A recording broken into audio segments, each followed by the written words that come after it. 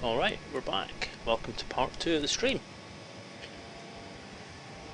This is my testing stream, where I'm trying to make sure that everything on this stream is ready for the pilgrimage next weekend. I've upped my resolution on the stream to see if it's going to get rid of some of the blockiness, since I upgraded my broadband recently, and then I shouldn't have a problem with it, to be honest.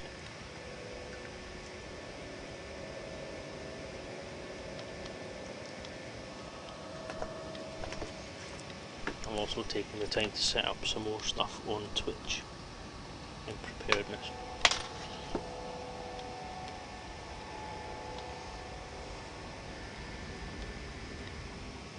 I had a lovely bacon cob courtesy of my son Derry.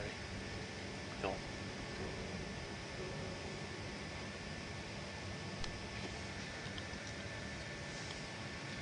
Just waiting to see if we actually come back online on Twitch.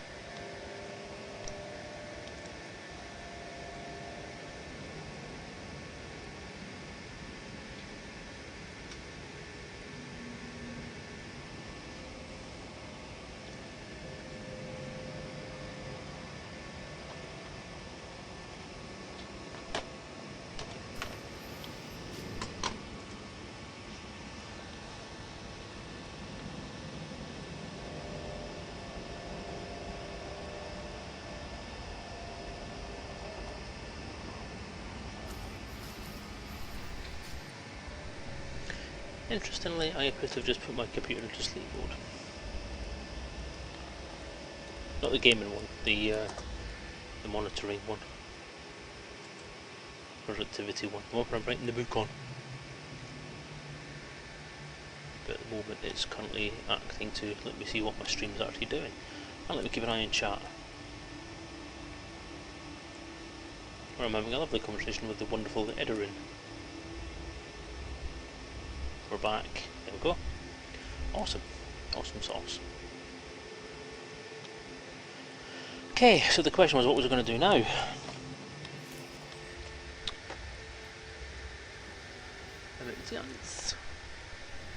a fair way away from anywhere else.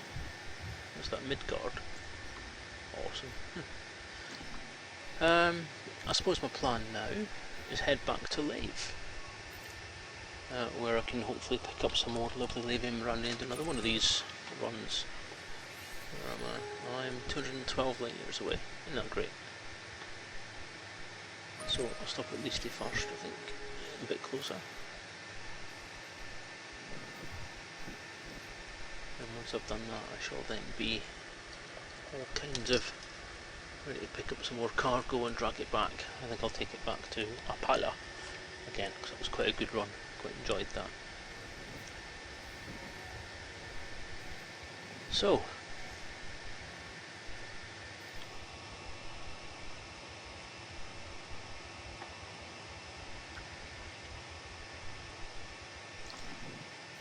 let's be set on the state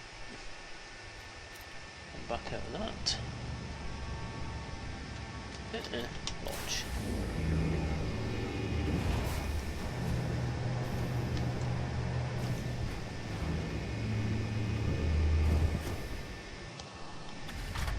Ship released. Engines engaged. Raise landing gear.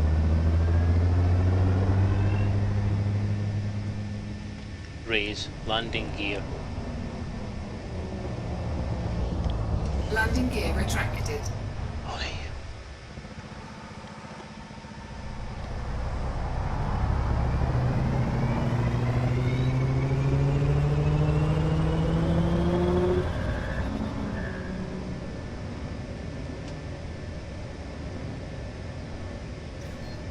Engage hyperdrive. Engage hyperdrive. Engage hyperdrive.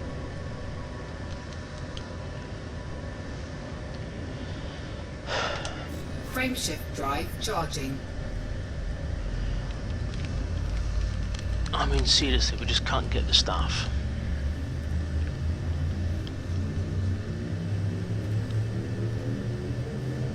4, 3, 2, 1. Engage.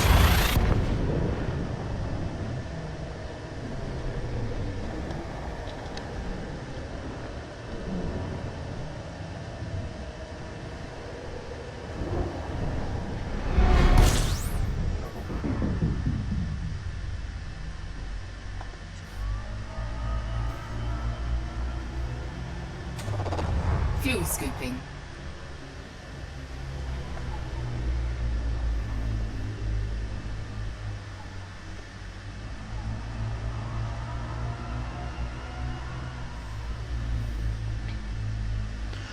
Not only do I have the sun streaming in my window now, I can't bloody see. It's very glary outside.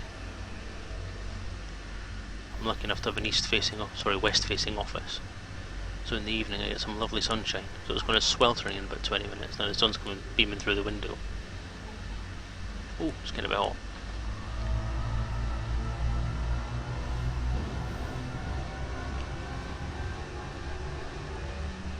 Fuel scoop disengaged. Engage hyperdrive. Frameshift drive charging. Well, I've doubled the frame rate. Sorry, I've doubled the bandwidth that's been used up, and I still not get any drop frames. So that must mean that the quality out there must be a little better now.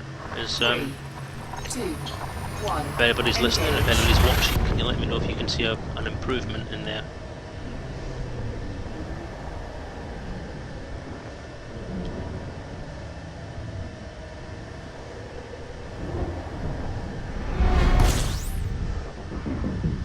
I'm pretty sure I could probably actually bung that bandwidth up even further because it's actually hitting 2000.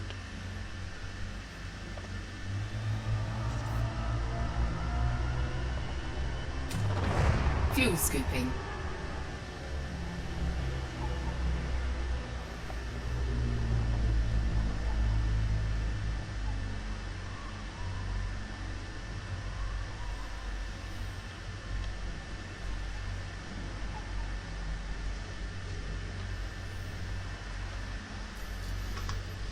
Good, good. That's what I like to hear.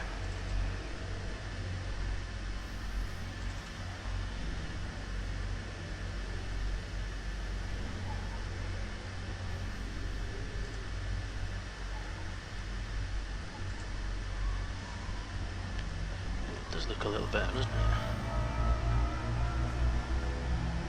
Yeah, that's much better. Fuel scoop disengaged. Engage hyperdrive. Engage hyperdrive. Frameshift Hey. drive charging.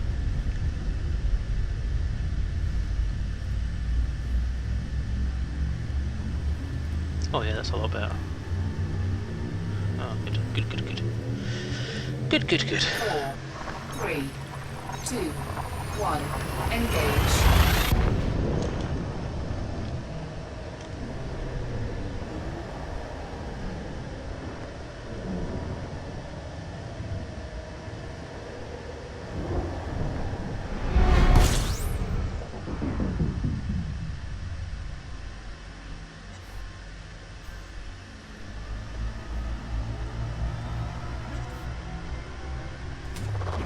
Fuel scooping.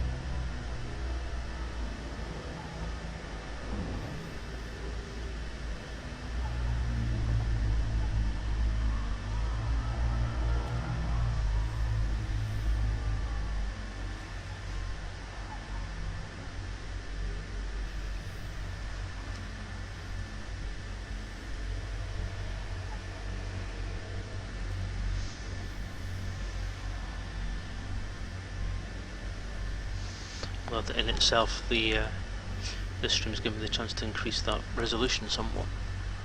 That's a much more respectable looking resolution. I don't know if it's just my feed, or just the fact that it's a second-hand video stream, but it still looks a little bit grainy. But all the text and everything's lovely and clear. So that's a big improvement. So, much more acceptable.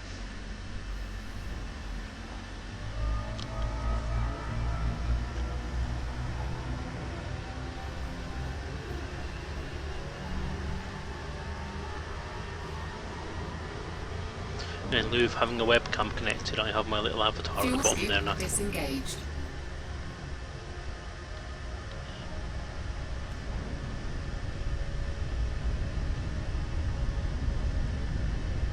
That's roughly the same size the camera takes up, at least height-wise. It's about twice the width, but that's about the same height. Frameshift drive charging. That'll give you some idea what it might look like.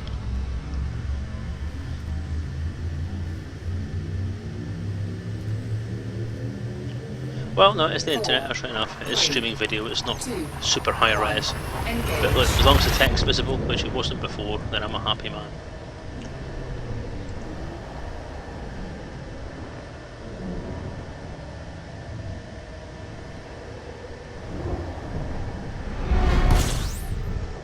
See the improvement just by looking at the hyperspace thing on the feed now.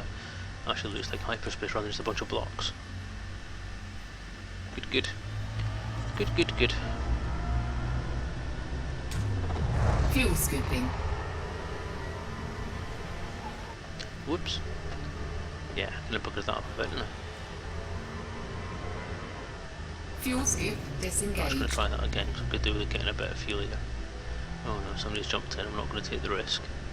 Oh, I don't have any cargo, don't care.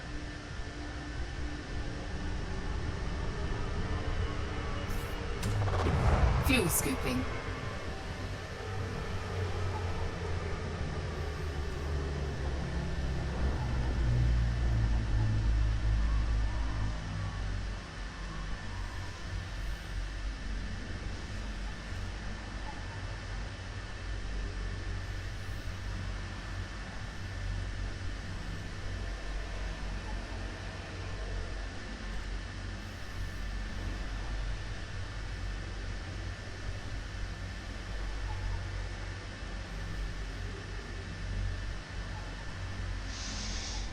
Yeah, that's definitely an improvement.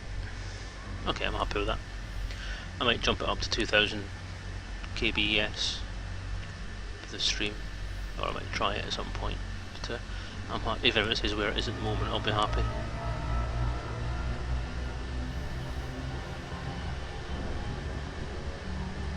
It's good enough, thank you.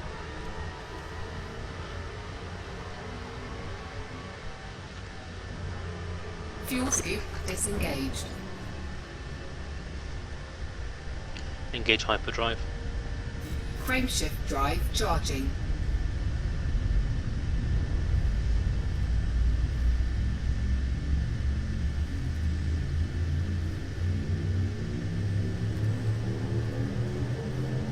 Four, three, two, one. Engage. It's all about learning how to do this. I'm new at this stuff. Never been a video presenter before.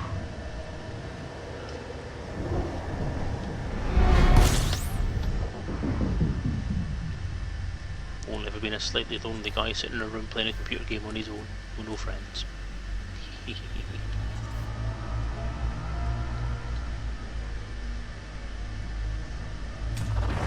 Fuel scooping.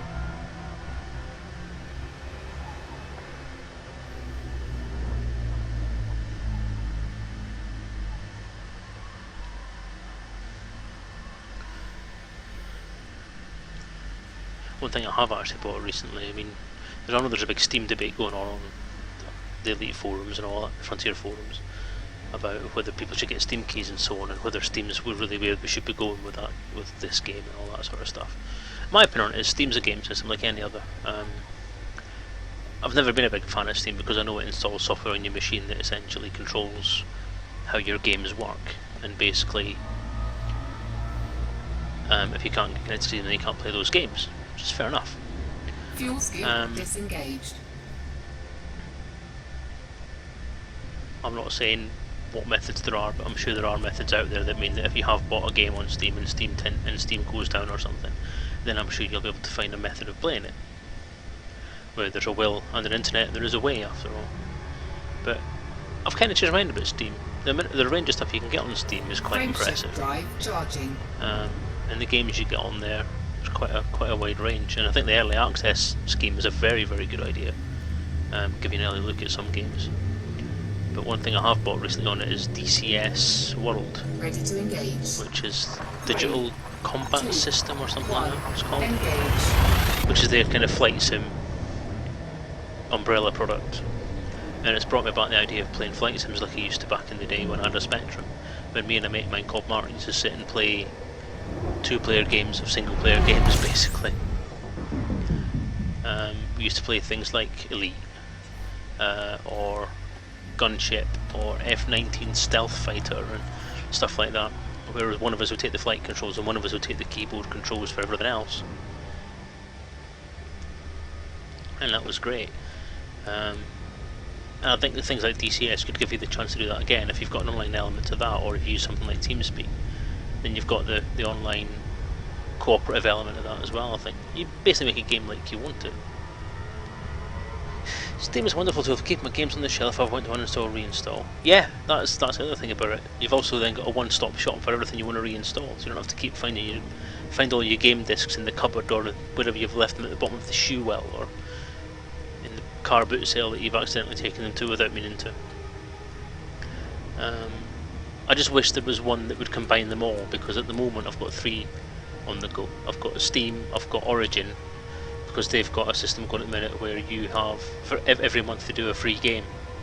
This month was Syndicate, and in order to download Syndicate, then I had to install Origin's own game management software. And there's Uplay, which is Ubisoft's thing for the same thing, their game management software. So yeah, scratch CDs as well, it's another thing to avoid, scratch CDs. It even means that if you're like me and you have a lot of games where you've downloaded the content from the disk onto a file and you want to store that on a hard drive, if you lose the hard drive or your hard drive dies, you don't have a backup, then you've got another problem. But something like Steam, as long as you've got an internet connection, as long as Steam's still going, which let's face it, I think it will be for a while, then you've got a chance to get that back again. I think it's a great idea. I think it suffers from the same offline mode thing that Elite Dangerous itself now has, where you have to be at least online with Steam to get your games. But I don't see that being a big problem, to be honest. So.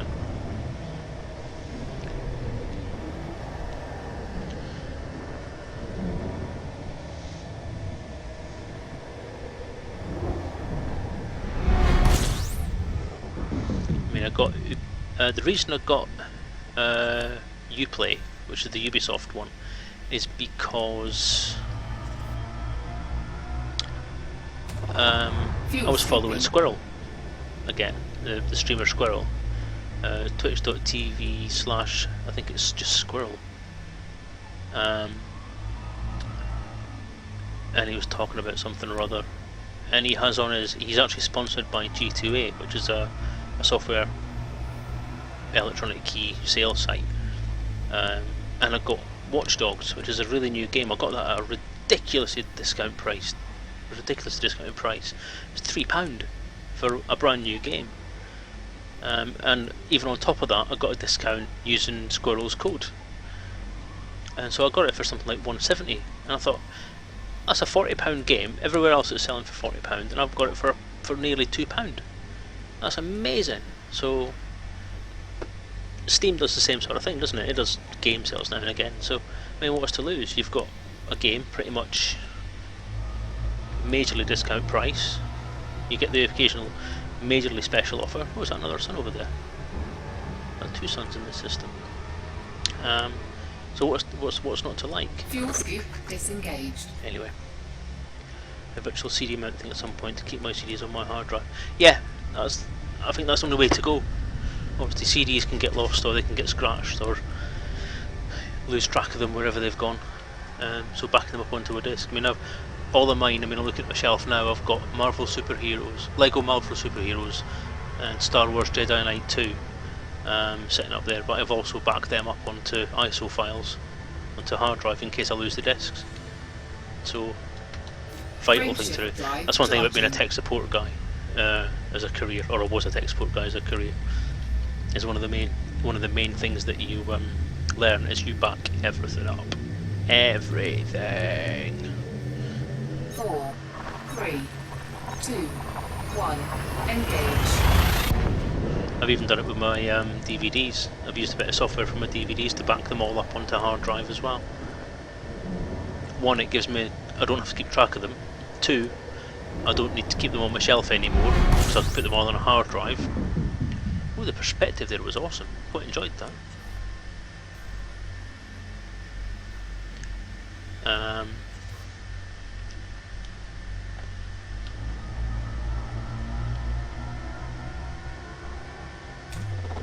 Fuel scooping.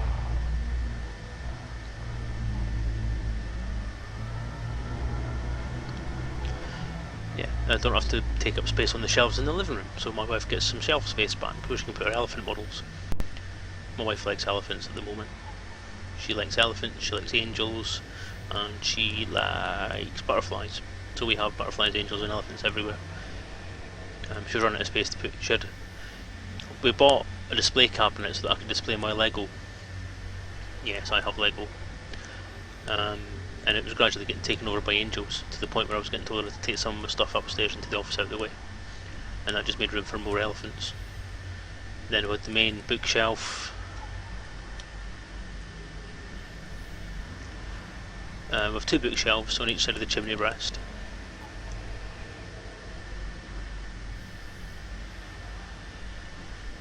And the one on the right of the chimney breast was where my DVDs were.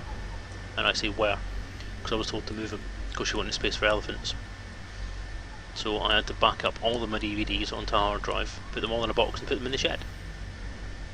Which actually worked out quite well, because now I have all of my films in one place. And we have a TV in the living room and in the bedroom that can play from hard drives. So it means if I want to watch a film, plug in the hard drive and there's my entire film collection. Yay! Fuel scoop disengaged. Oh hello, we've got a new viewer, Dave1971. Welcome to the stream. Good to see you. Sorry I didn't notice you there. I've put my monitoring PC into theatre mode, so I can't see anyone else that's joining on the stream.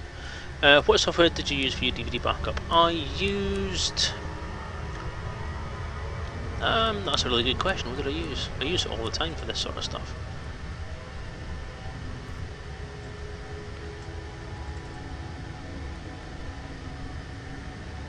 FreeMake Video Converter is what I generally use. It's free software, freely downloadable from their website, but you have to watch what version you get, because the later versions put a watermark in. If you want a version that doesn't put the watermark in, if you do a quick web search it'll tell you which one you can use. It lets you transcode to any format you want. It gives you customizability on whether to make it a different aspect ratio or how to convert it to different sizes, resolutions, all that sort of stuff. But most importantly, it lets you dictate what the overall size of your conversion is. So say you've got 20 files that you want to convert, but you want to make sure that it will fit onto an 8 gig hard drive or a 8 gig memory stick or something like that, then you can specify that it keeps it to that size for you. Frameshift drive charging. I think the newer versions of FreeMake only let you convert a certain length. That's why I'm saying have a look for the earlier versions. 4, 3, 2, 1, engage. It's 4.0.2 is the version of FreeMake that I currently have. So that's probably the one to have a look for. I say it's totally free. You're not breaking any laws or any copyright things by doing this. Ooh, dark. Not going to be streaming off that, am I? Streaming? Feeling. Stupid boy. Frameshift drive charging.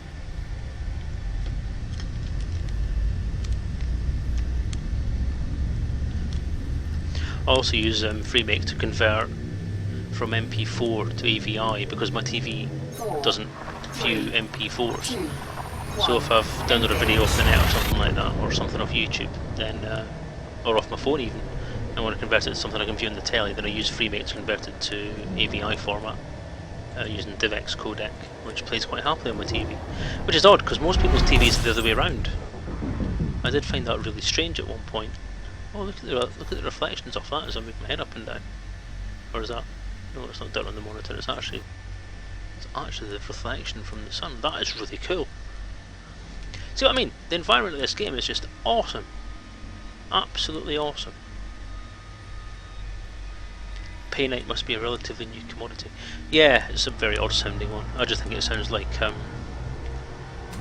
it makes me think of Evil Dead 3, the Deadites. We are the Painites, we will give you pain! Pain!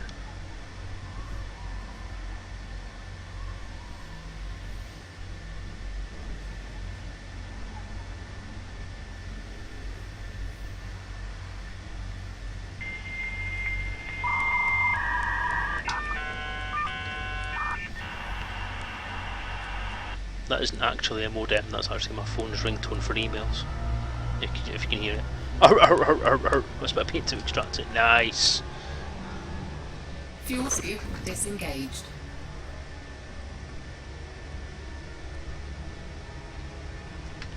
Frameshift drive charging. Yeah, the modem noise is actually my phone's email ringtone, and that was actually telling me that Bubble Map Gaming has just gone live. So, there you go. 4, 3, 2, 1, engage.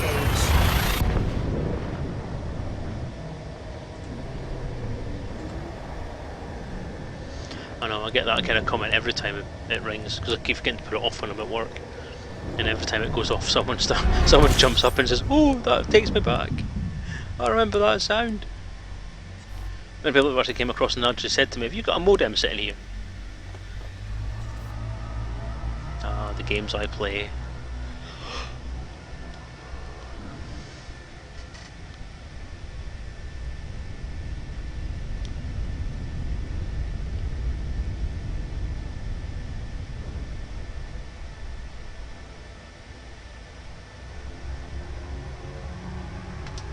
Frameshift drive charging.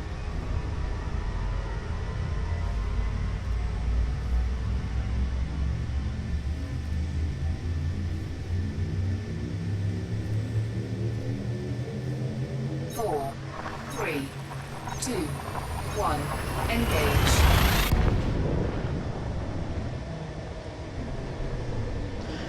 So I think I remember the same thing. I think I played Duke Nukem 3D over modem at one point. Definitely played Quake. Because I remember taking my computer up to a mate's house when I was way back in the days. Must have been about 95 or... No, it was even earlier. It was later than that. It must have been later than that because I was working at Mascare at that point. Been about 97 maybe? Fuel scooping. God, when did I start working?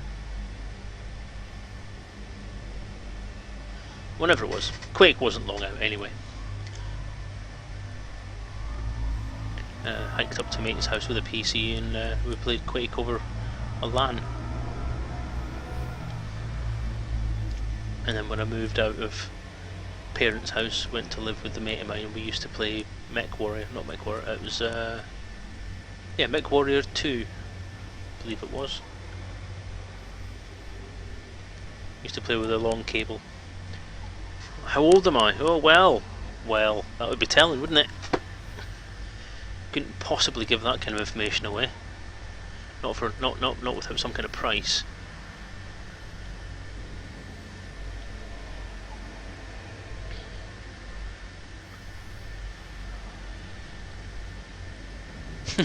If you donate 10 quid to Mad Dog's charity, then I'll tell you how old I am.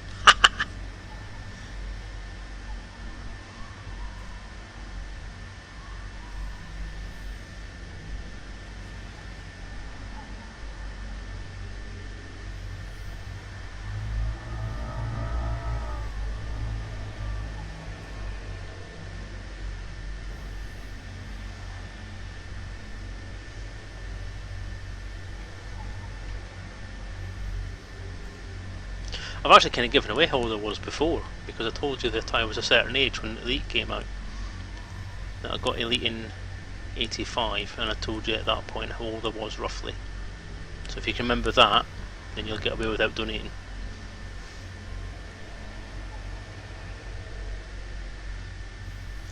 It's scary how things have moved on so fast. I saw a video the other day where Kate Click was commenting how kids today will never know the wonder of how gaming and internet has changed.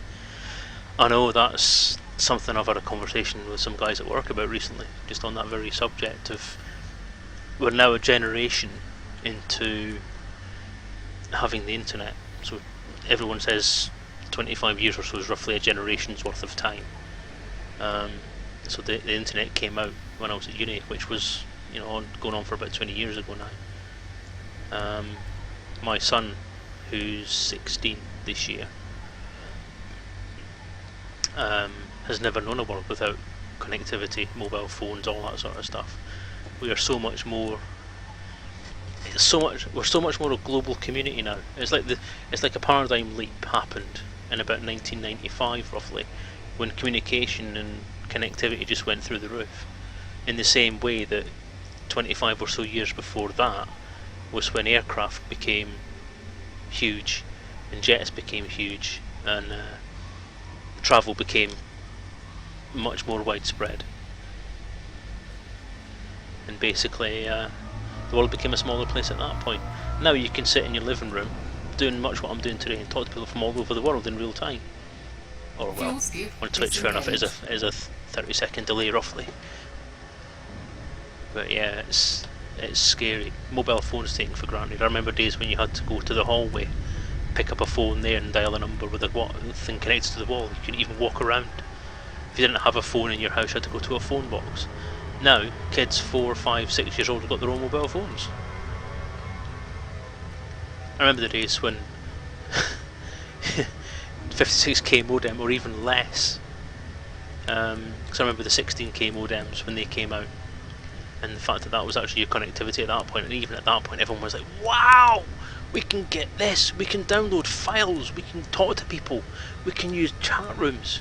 Because I think the biggest thing was when I went to university, the VAX system, where you had connectivity to everybody else in the university as well. You could talk to anybody you wanted all across the campus without having to get off your chair.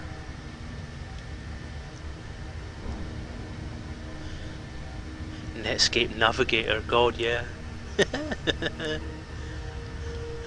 Oh dear. Yeah, I remember when it was Netscape Navigator we had, and Mosaic was the other one we had at university, along with the VAX system. Frameshift drive charging.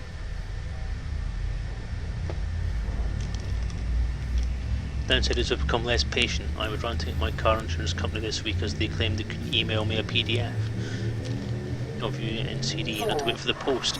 I know. Snail mail. Yeah, it's amazing how dependent we've all become on it now. I remember years ago they all said about the fact that the society was becoming reliant on the technology, and it's true. It's very true. No one's willing to wait now. If a computer doesn't work, or a computer doesn't do something it's meant to do, or somebody's supposed to be sending you something, and they can't send it by email, or they can't send it by as file transfer or anything like that, then it's just not worth it anymore, is it?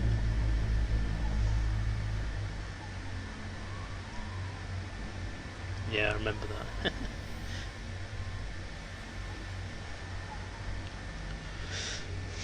I think it's got two sides, doesn't it? You've got the advances have made are spectacular for things like gaming, community, conversation.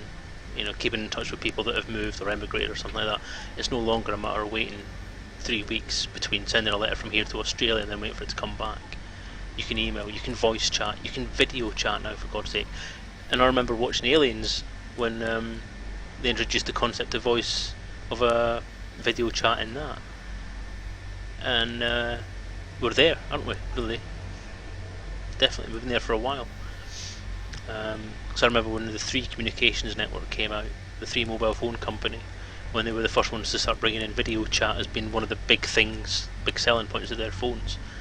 And the huge phones that they brought out at that point, the NEC phones with the big screens and the cameras in the front, so that you can actually, rather than just taking pictures, you can record yourself. And I was one of the early adopters, so I had one. No one else had one.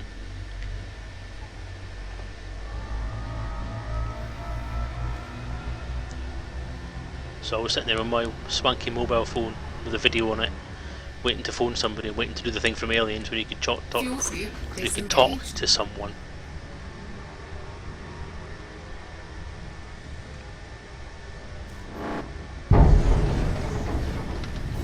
Frameshift drive charging.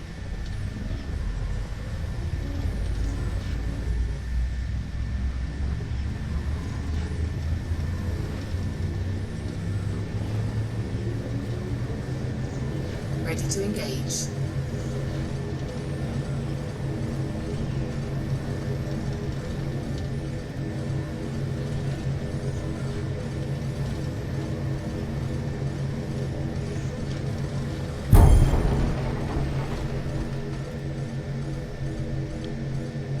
Four, three, two, one, engage.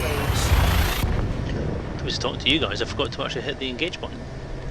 People are nowadays saying that, oh my god, this computer is slow, or my connection is so slow, and they have 25 out of 25. They have no concept of slow. Dead right. Do you remember how long it took photos to load? Fuel scooping.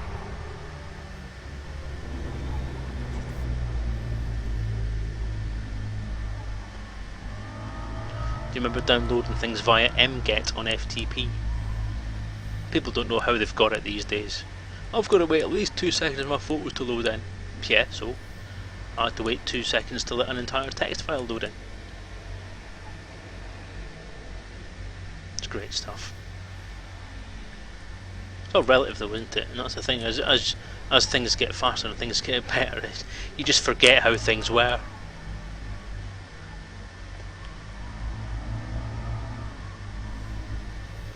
I just think myself quite grateful that I'm doing the things that I'm doing at the moment. I mean, things like streaming like this are quite, I think, quite awesome, and that's why it amazes me. That's why I keep on watching people like Karash and Mad Dog and Squirrel. Just the fact that they can sit and play a game and actually let everyone else see what they're doing. Because one of the things I used to love doing was sit and watching people play games. An ex-housemate of mine, Mark, he had Halo when it came out, and he bought himself an Xbox specifically to get Halo when it came out. So of course he brought it in the living room and he was sitting playing it, and I had a whale of a time. I just sat there for days watching him play it, and it was like watching a film. I just love it. When it comes to actually playing half of these games, I never really get around to doing it. So I mean, I've downloaded Watchdog, and I got a copy of something free with my computer. I can't think of its name, and its name is obscured on my screen by my Elite window, so I can't tell you what it's called. I've downloaded them. Will I play them? I probably will at some point, but probably not as much as I would. Probably not enjoy it as much as I would enjoy just watching it. I mean, I borrowed on the PlayStation. I borrowed Final Fantasy VII off someone, and that's one of those games where, although I quite enjoyed playing it, I probably would enjoy watching it a lot more, because the whole combat thing annoys me with it. I just lose patience when I'm trying to walk from one place to the other and then just get attacked by any wandering monsters wandering around, and I just want them all to just bugger off and leave me alone. When you've got 2-3 hours that you've got spare to play a game in, you don't want to be wasting 20 minutes at a time having a bloody combat. So if I'm watching someone else playing that, then when they're in the middle of a combat I can bugger off and make a cup of tea. Great stuff.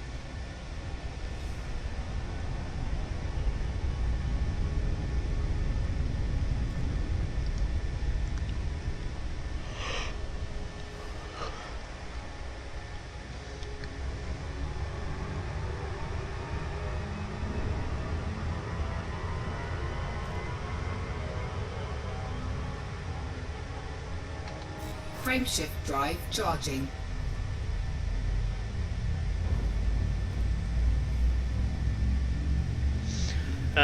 Dave, have you tried Periscope, seeing live views, blah, blah, blah?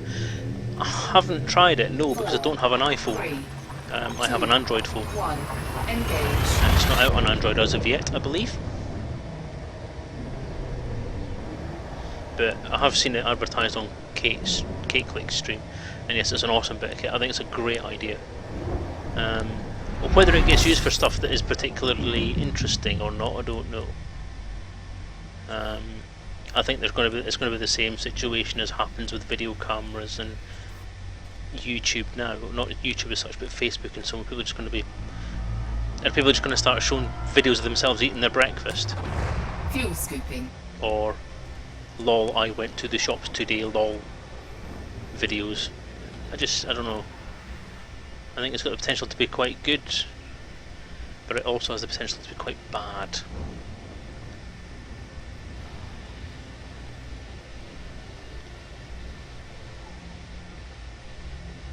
Fuel scoop disengaged.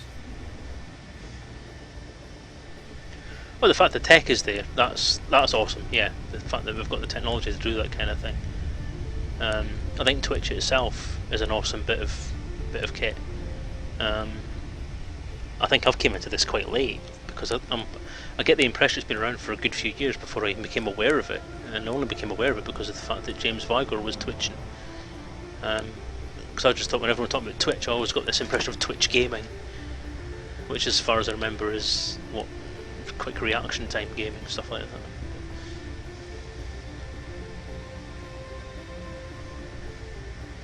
I hope it matures. It's a great idea. I just think, I really hope that once the novelty wears off, then it'll start getting used for interesting stuff. I think what Kate uses it for is brilliant, or what Kate has used it for. What I've seen Kate using it for is brilliant. Whether I could use it for something like that, I don't know. 2, 1, engage.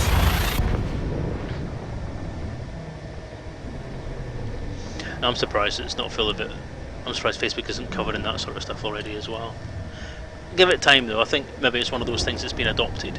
I think the fact it's only on iPhone at the moment is a bit of a hindrance, because I think iPhone seems to have lost a lot of its market share, with Android getting quite a good hold, and the Windows phones actually starting to be quite good now as well.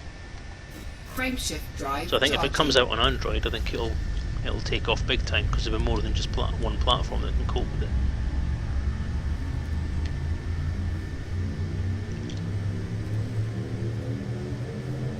Four, 3, 2, 1, engage.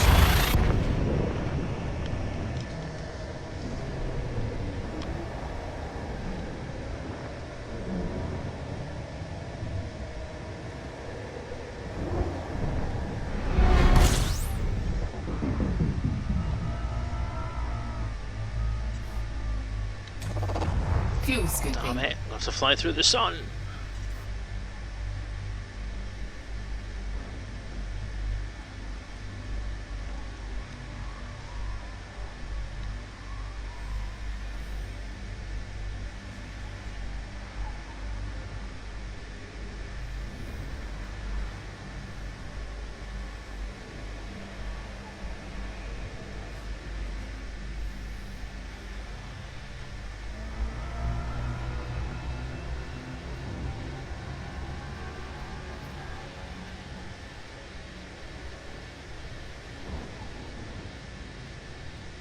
Fuel scoop disengaged.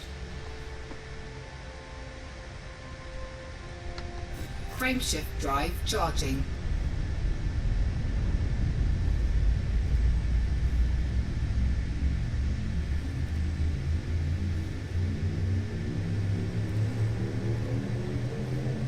Four, 3, 2, 1, engage.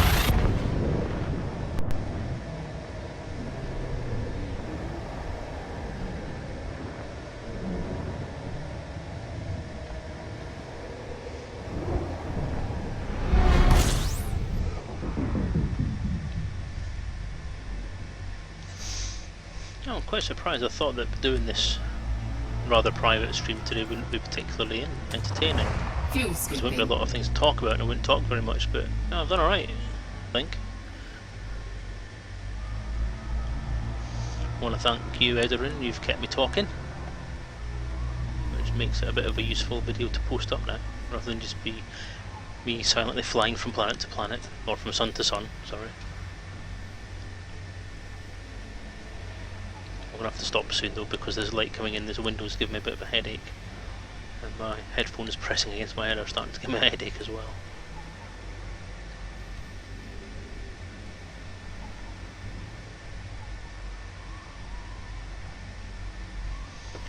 Oh.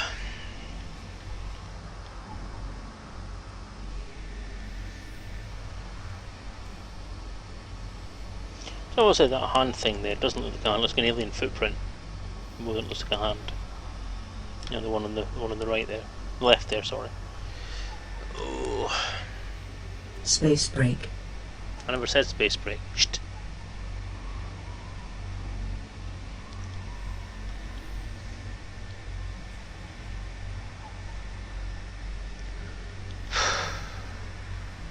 Comms.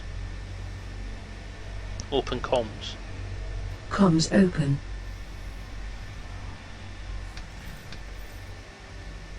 Friend request from Mr.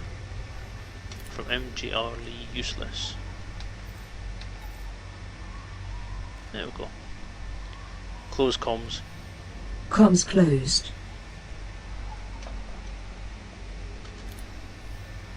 Close comms. Comms closed.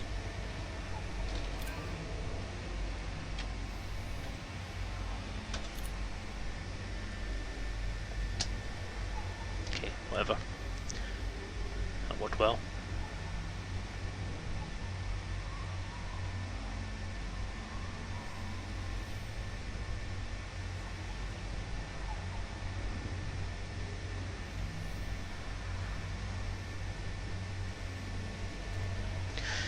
Could do with a quicker fuel scoop, really. I might see, now that I've got more than 500,000, I might be able to afford something like that. Temptation still need to buy another ship though. But no, quite happy with what I've got.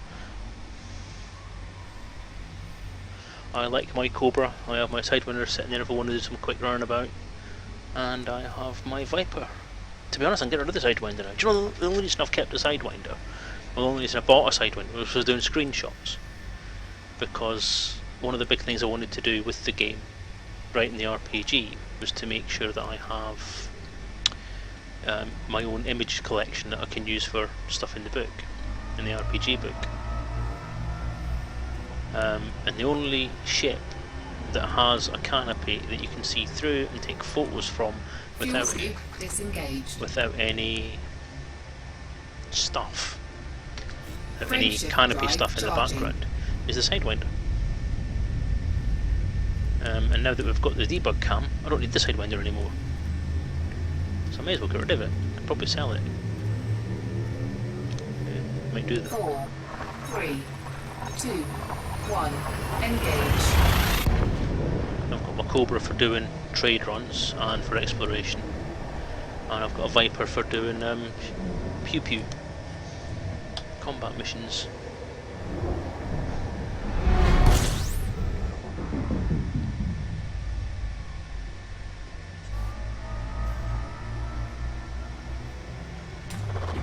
Fuel scooping.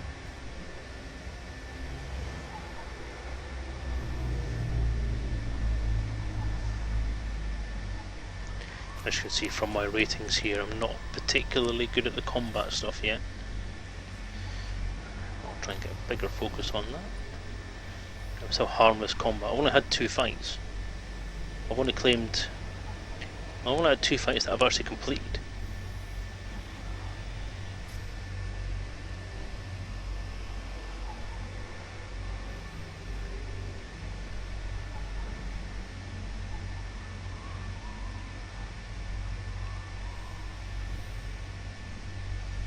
And gained bounty for. I think I handed in the bonds. Must have done. Probably did.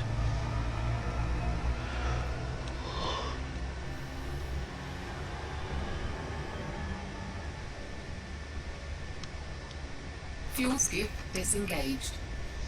Love that the pew pew has been adopted so commonly. How long before we can get it in this OED? Don't know what OED means, sorry.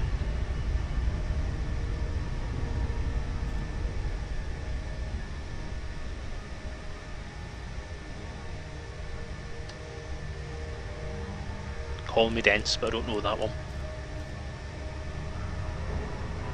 In the official elite dangerous, perhaps?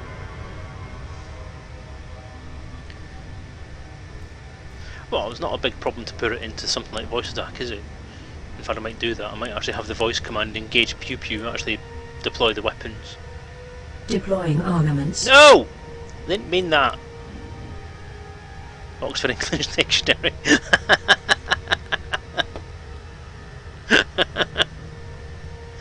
Oh god. What's that then? Is that one of these paper things that we use? I thought we just used online things. I thought Wikipedia was what we use now. Oxford English Dictionary, good grief. You were telling me next that Encyclopedia Britannica still does door-to-door sales. I don't believe a word of it anymore. 4, 3, 2, 1, engage. See, I thought the stereotype was that older people were supposed to be stuck in the past and always believe in Oxford and paper dictionaries and things like that, and that we're less likely to take on these new things like twitching and online streaming and websites being depositories of all knowledge. But I seem to be the opposite of that. Never mind.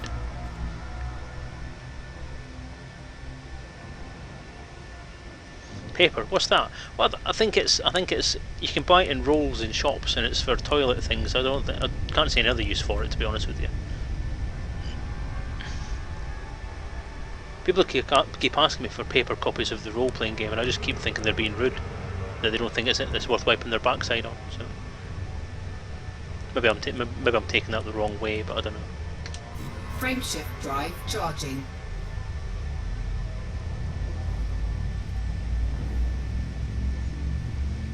I need to get a thicker skin, possibly made out of paper. 4, 3, 2, 1, engage.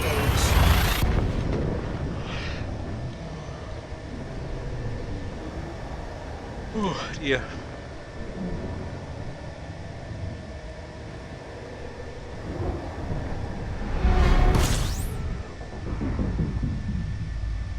Beastie!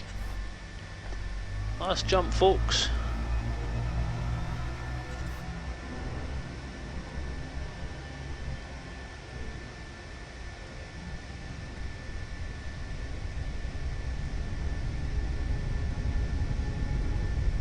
Engage hyperdrive. Frameshift drive charging.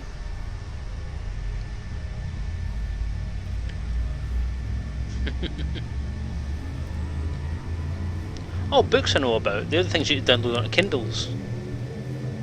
4, 3, 2, 1, engage.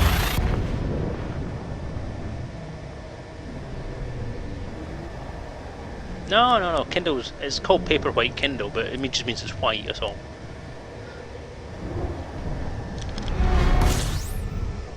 I'll believe this paper thing when I see it.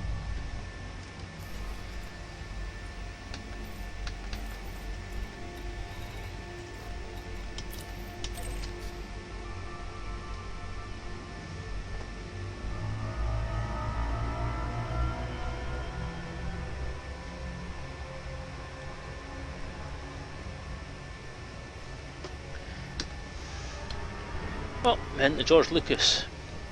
Has anyone seen that they've released the digital HD versions of the Star Wars films on download sites now? I think they've got them on Google Play.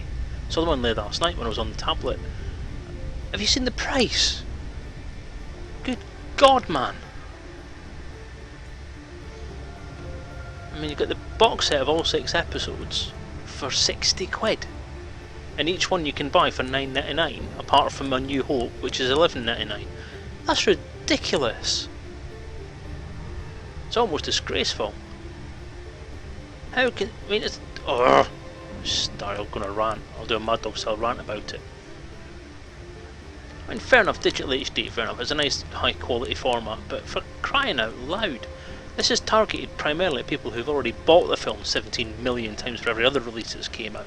Why the hell are they asking for that amount of stupid money for it? Especially as a collection. The whole point of having a collection is that you lower the price of it and make it more appealing to buy. It's not that they're going to make any profit out of it, or... Well, they're going to profit out of every penny that they make, because all they've done is transfer it across into bloody electronic files. They've not changed anything, I hope. Hand shot third this time. The barman got a shot in as well. So I honestly can't see why they're going to sell it for that amount of money. It's just ripping people off. Blatantly ripping people off. There you go, mini run. I'm one of these people that did actually fall for it for a certain amount of time. I got it on video when it first came out on video. And then just after they announced episode 1, they did the special edition versions of the original trilogy, where they'd remastered some bits and cleaned it up. But bought that, and then I bought, I don't know what side am I going into, that side, and bought the DVDs when they came out as a box set, the silver ones.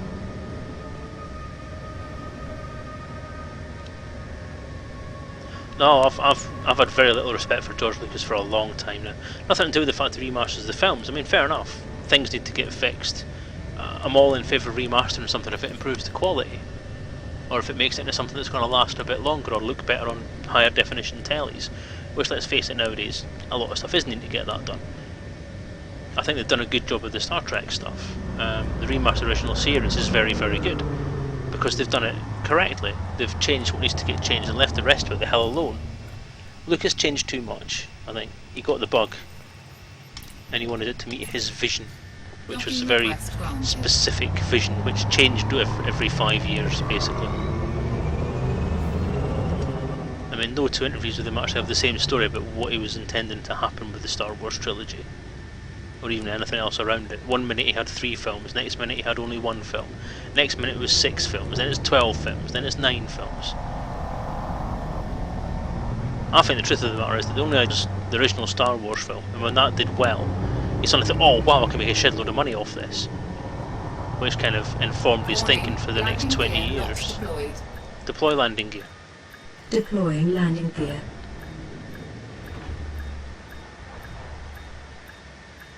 Landing gear deployed.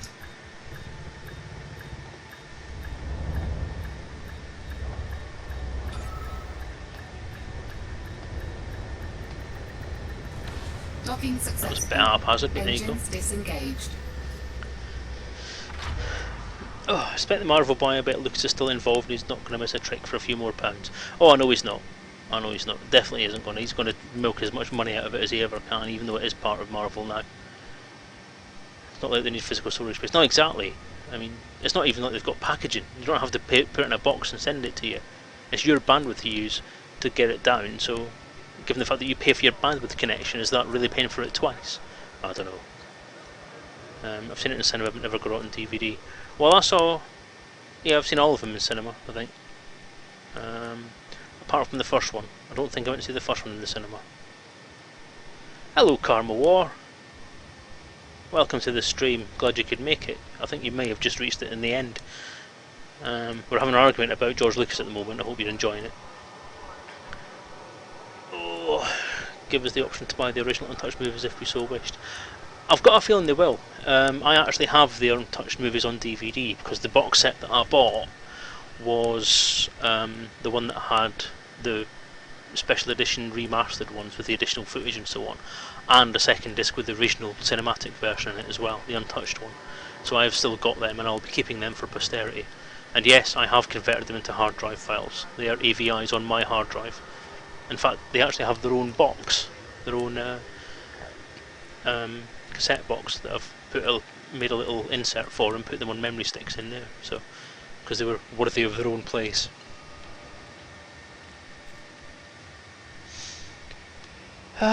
Right, well, what I was thinking about doing was possibly doing that run again.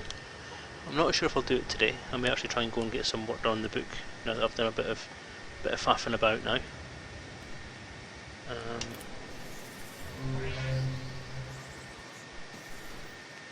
Yeah, it took a while.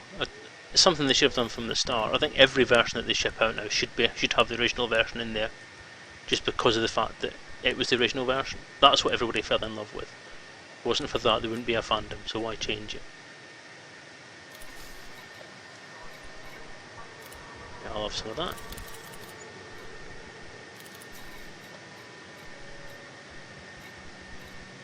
Ooh, 8 listing evil juices. Nice.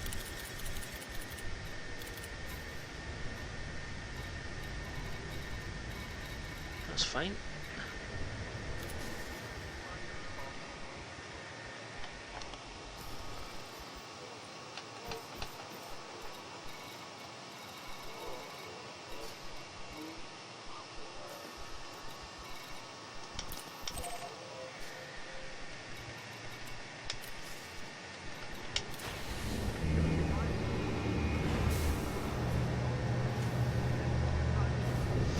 so definitely wouldn't release them, so we all bought the improved ones. Yeah, I know. I remember the kickoff Ship about released. Engines engaged. that. Raise landing gear. Landing gear Retracting the landing retracted. gear. It's actually kind of one of the reasons why I didn't bother with it. I mean, at that point in time, I was more.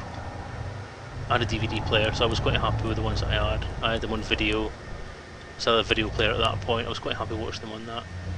So I didn't really see the point in buying anymore. And then when they brought out the DVD set that had the original set, and I thought, yep, that's worth getting. Original films, original format on DVD. That will last me for a while. I'm happy with that. I've never bought them on Blu-ray. I don't intend to ever buy them on Blu-ray. Will I buy them on digital HD?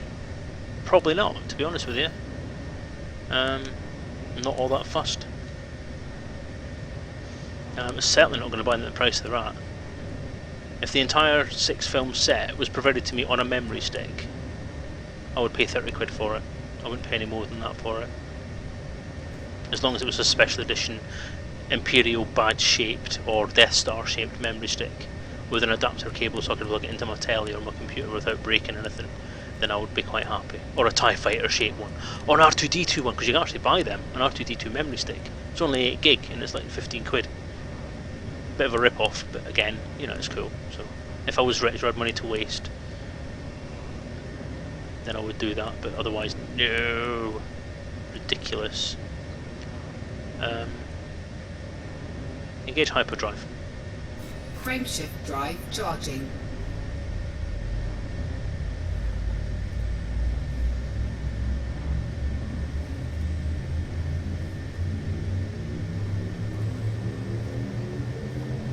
Four, 3, 2, 1. Engage.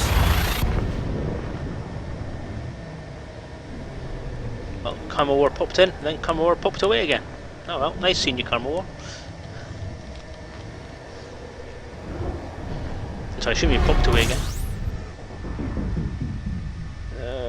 Bleh.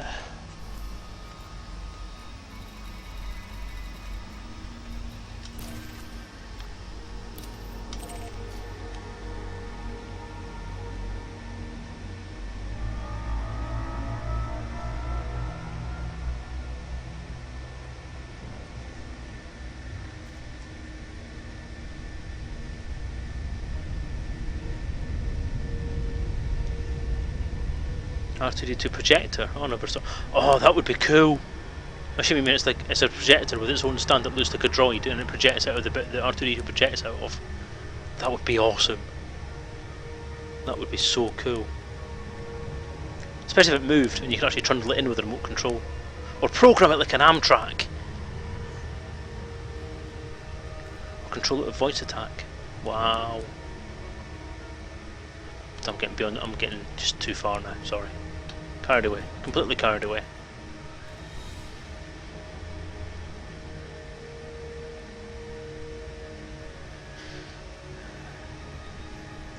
I read a webcomic called Short Packed by a chap called, is it Dave Willis? I'm sure it's Dave Willis. David Willis.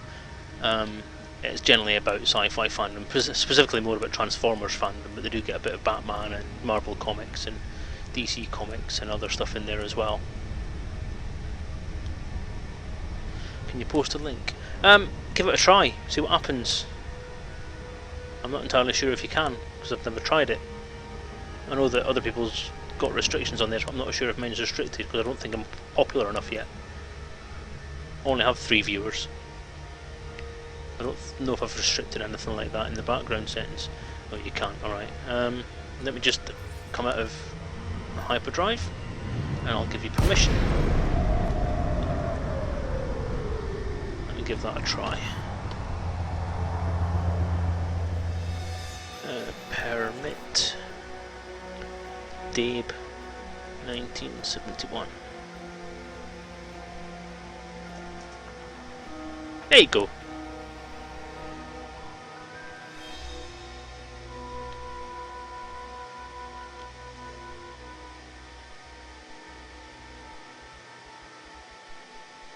Okay, how do I do that then?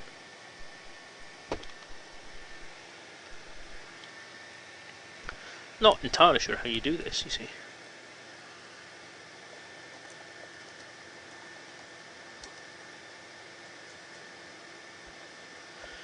I don't know. I don't know how to do it.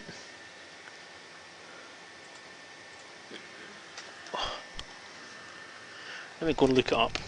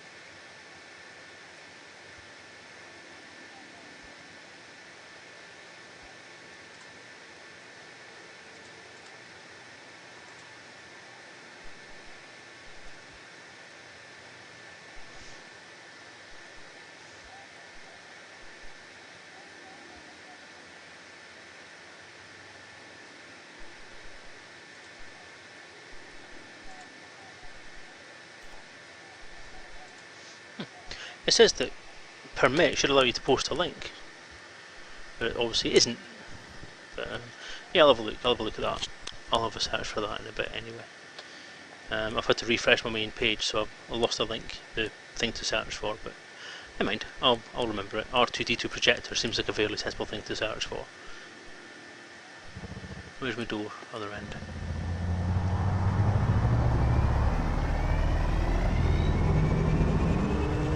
Afterburners. Afterburners. Maxing engines.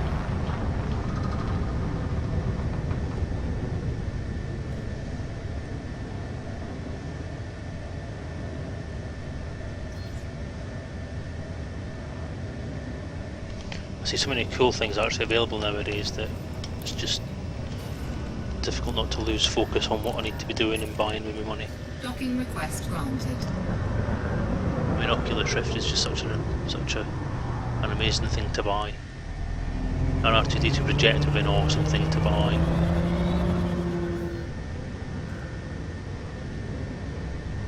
Deploy landing gear. Deploying landing gear.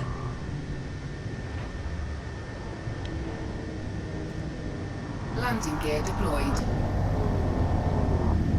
Making a mock-up Cobra cockpit would be awesome as well. But I just don't have the time or the money to do those kind of things, and they're just frivolous, and I'd get shouted at. Having an R2D2 projector in my living room, projecting films, or projecting light onto the wall, I think I'd get shouted at.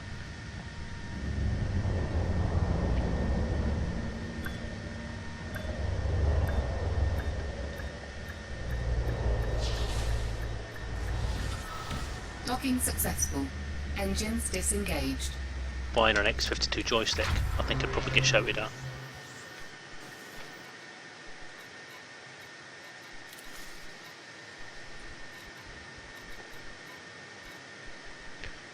Levy and Brandy, 6, I'll have them.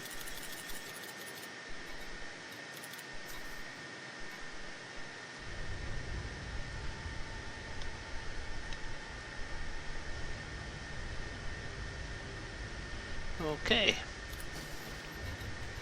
So fill up on the rears again. Ooh,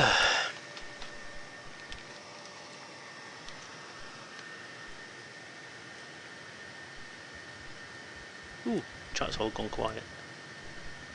Is anybody there? There.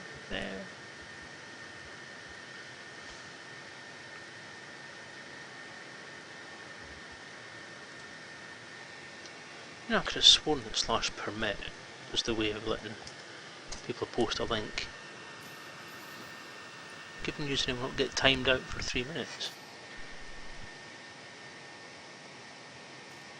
But I thought I also let you...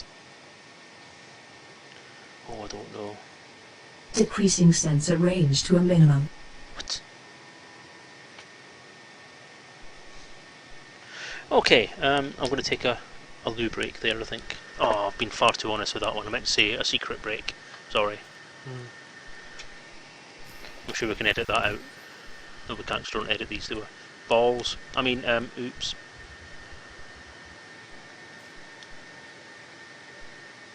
I'm Millennium Falcon models and remote control. Cool. Oh, so many cool things that I'll miss out on. It would have been cool if I had money to burn and a projector room. The DVD player. Anyway, we're back in a couple of seconds, guys.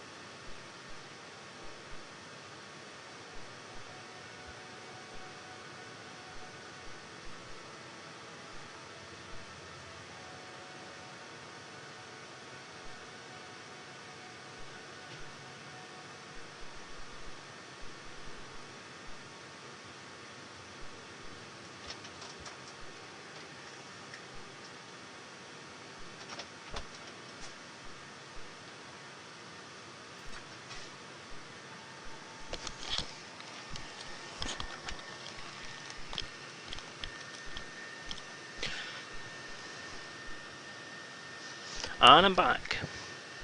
Okay, bye Dave. Nice talking to you. Thanks for stopping by and thanks for watching the stream. I hope you enjoyed it. If you get a chance, some feedback would be great. Drop me a like somewhere. Don't know where you would do that. Once I put it up on YouTube, if you perhaps like it on there, that'd be great. But whatever. Any publicity you can give me would be great, because I'd like to get more than 3 streamers at some point. That would be great. But again, thanks. Okay. What I may do is tell you something. My ear is killing me now.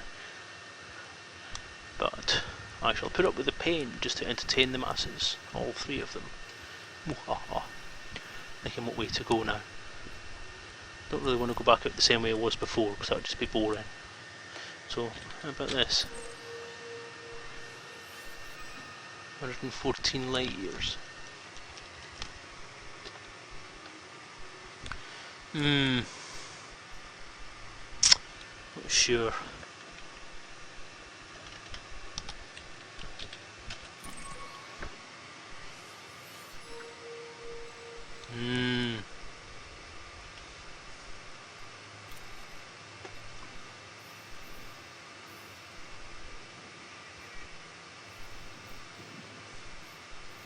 That kind of goes through the way I want to go, kind of, doesn't it?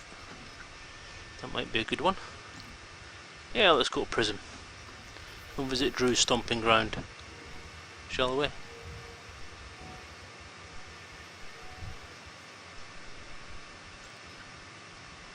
Yeah.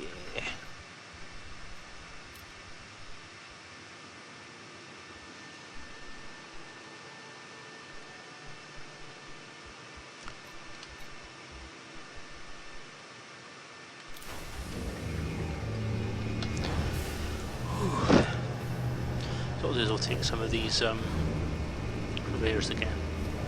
Try and make myself a bit of money again. Ship released. Engines engaged. Raise landing gear. Landing gear Retracting the landing retracted. gear.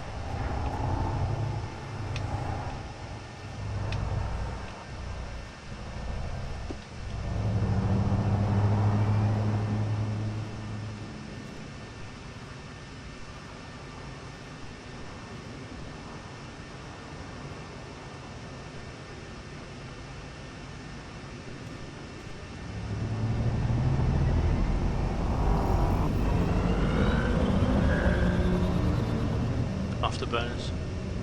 Afterburners. Maxing engines.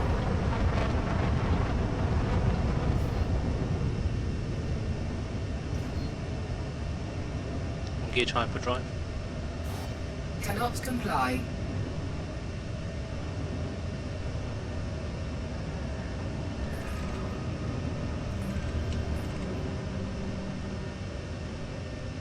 Retract weapons. Retracting weapons. Engage hyperdrive. Frameshift drive charging.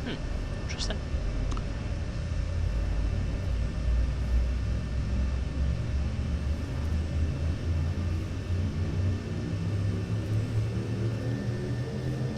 Four, three, two, one. Engage.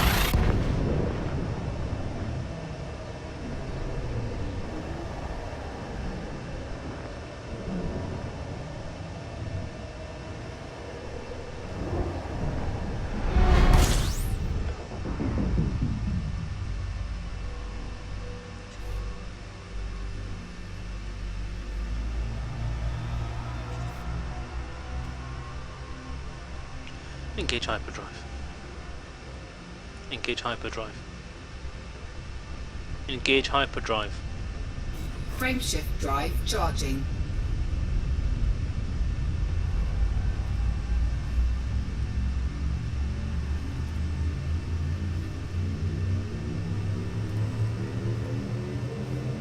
Four, three, two, one. Engage.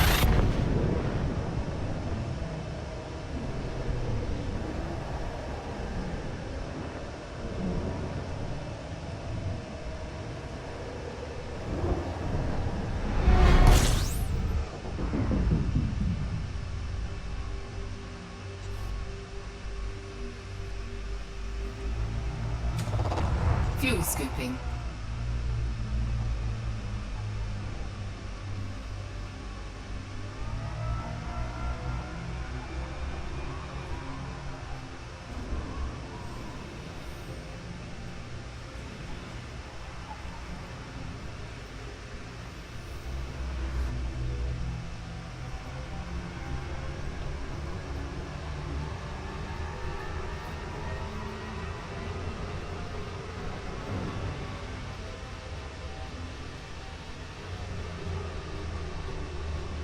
Fuel scoop disengaged.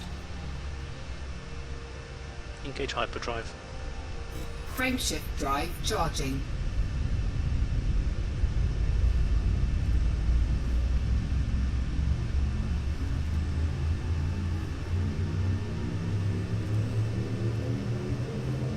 Four, three, two, one. Engage.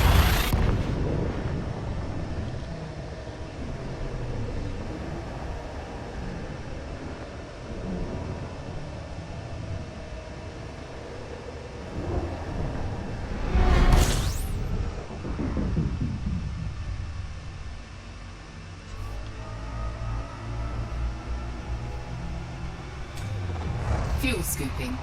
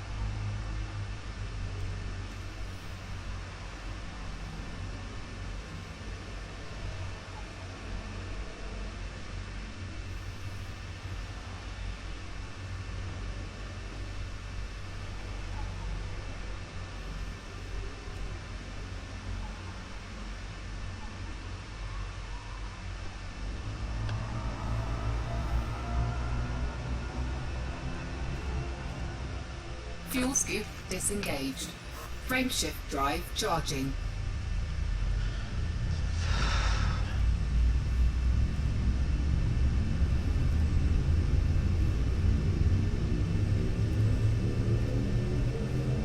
Four, three, two, one, engage.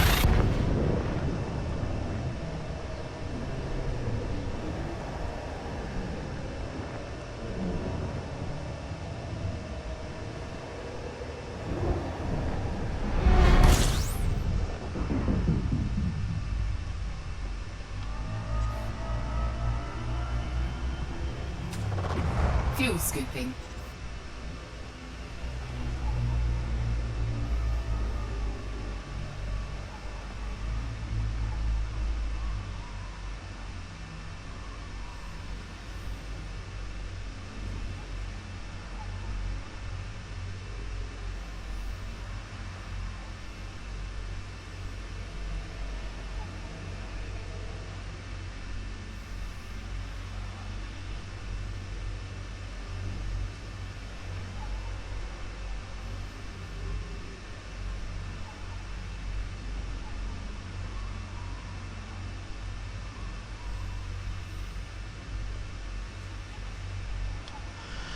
I was just wondering how wise the Prism system might be as a stopover, because there's a hell of a long distance to travel between the main sun and anywhere I can trade. How many interdictions will I get going through there? I'll just ramp it full velocity, I might get away with it. I'm going to try it. I'll probably regret it, but I'm going to try it.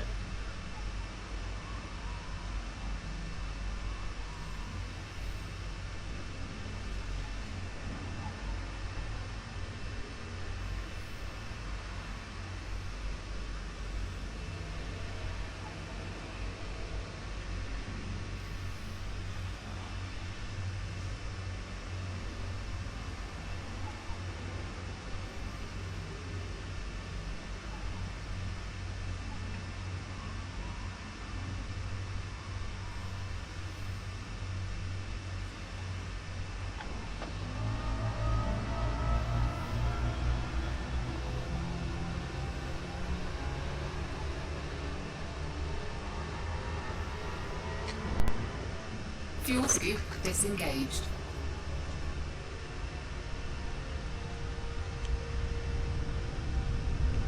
Engage hyperdrive.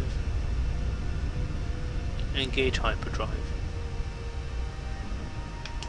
Frameshift drive Just gone charging. to sleep again.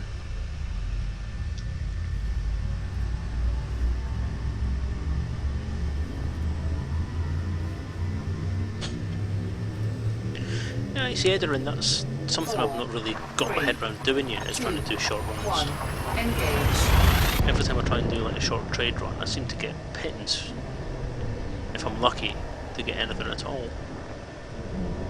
So I do the Brandy runs. Okay, it's high risk, but at the end of the day, if all I'm doing is fuel scooping and then jumping again, I've got a good way of keeping track of what's going on around me, so it's low risk as far as the jumps are concerned. And then if I pick a system that's got fairly close station to the jump, to the sun, then I'm okay. But as I say, I'm taking a risk with Prism. Well, I haven't said that. I mean, I've been in prison twice before, and never been interdicted, as far as I can remember. So it should be okay.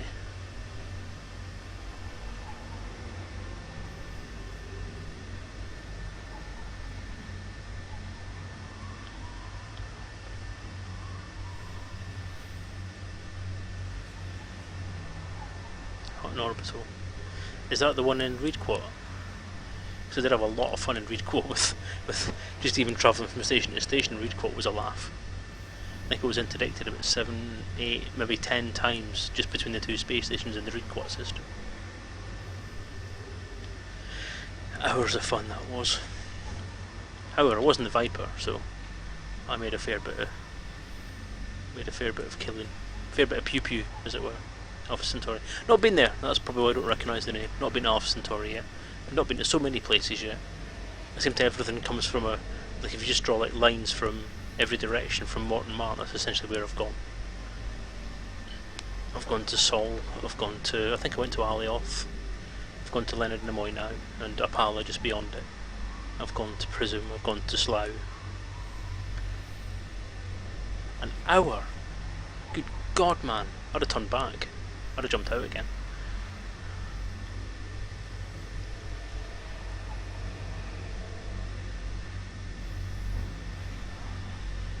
Yeah, I won't be going there. Yeah, warning is taken. Fuel scooping complete. Hey.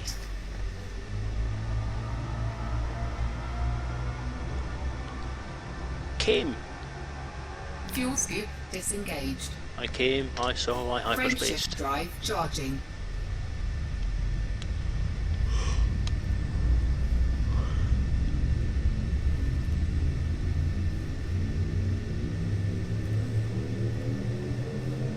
Four, three, two, one, engage.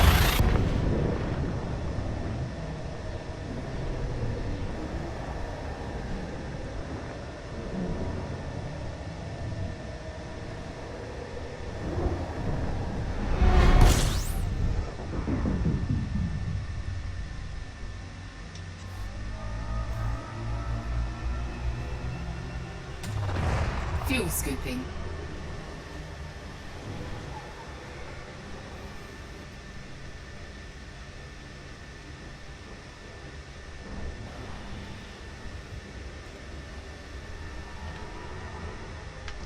Frameshift drive charging.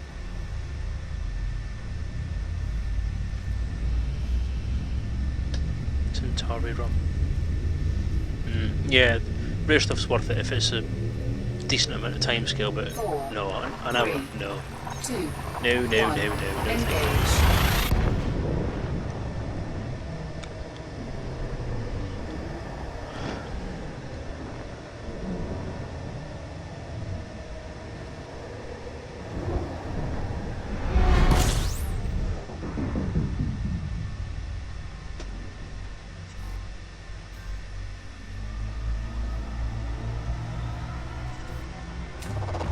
Fuel scooping.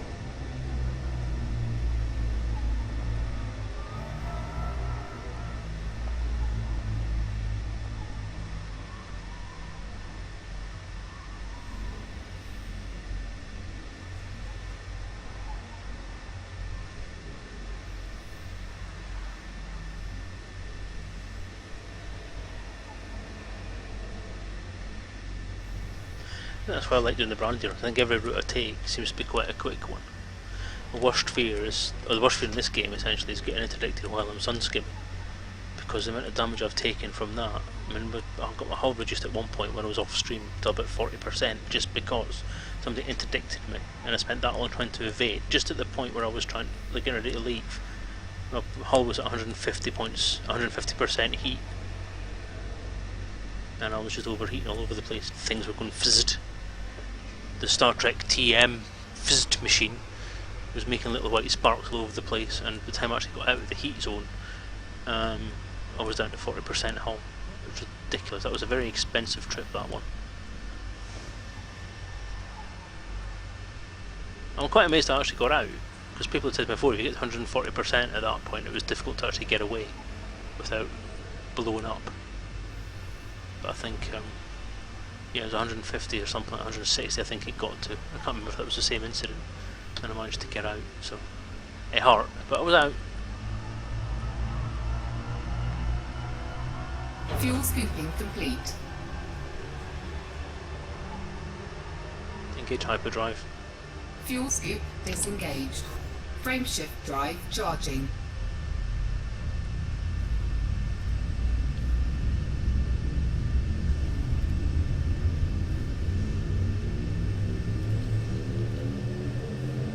Four, three, two, one, engage.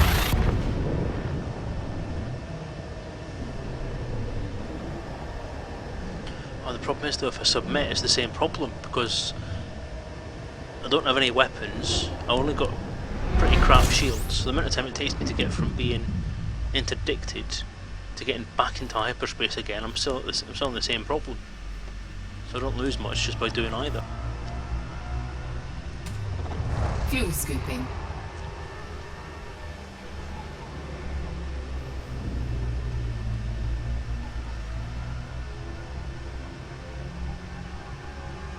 Warning, taking heat damage. Ah shit, no, don't do that.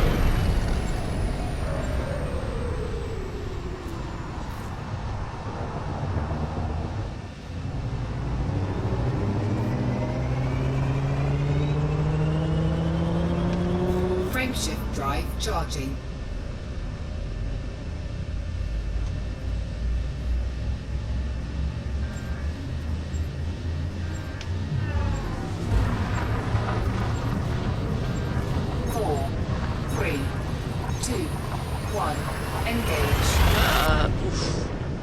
Well, that was silly. That was a bit silly, wasn't it? Warning, taking heat damage.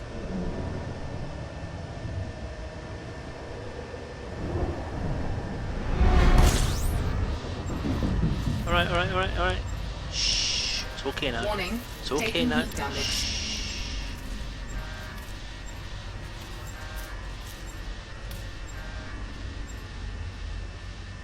There we go. We're fine. We're fine. See? We're okay.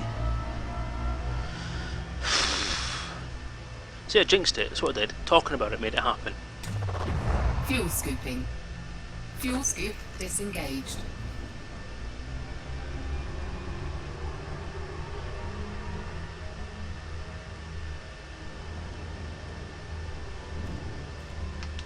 Frameshift drive charging.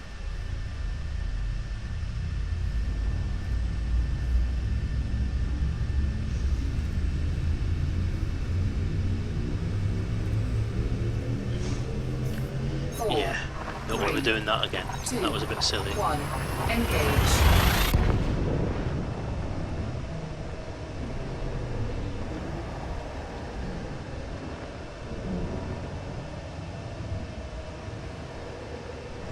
Very early on when I had this game, when I was learning the ropes as it were, I left the joystick pushed full forward when I was getting myself a drink, when I was in hyperspace. Thought, oh well, I'm in hyperspace, I'll go and get myself a drink, it won't be a problem. And then I just had the whip, and I couldn't get back to the stick in time. And I exploded. Luckily it was just basic sidewinder at that point, so... just silly, just bloody silly.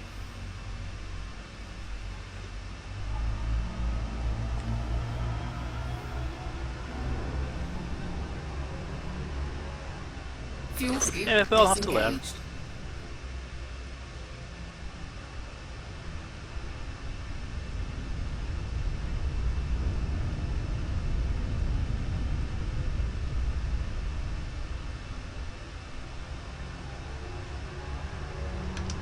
Frameshift drive charging.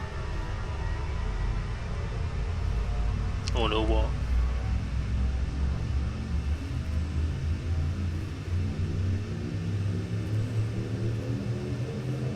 Four, 3, 2, 1. Engage.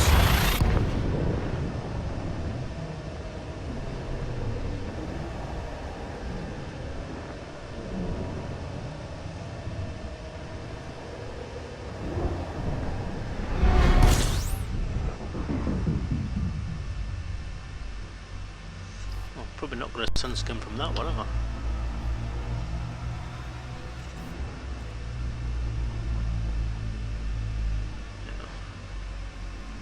No.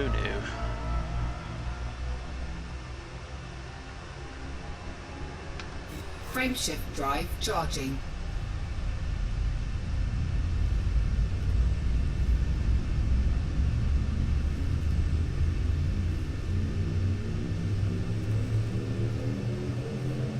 Four, 3, 2, 1.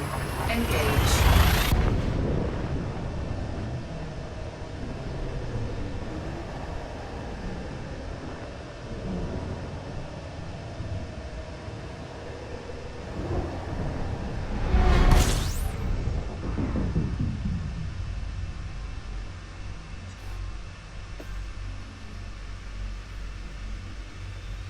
Hmm.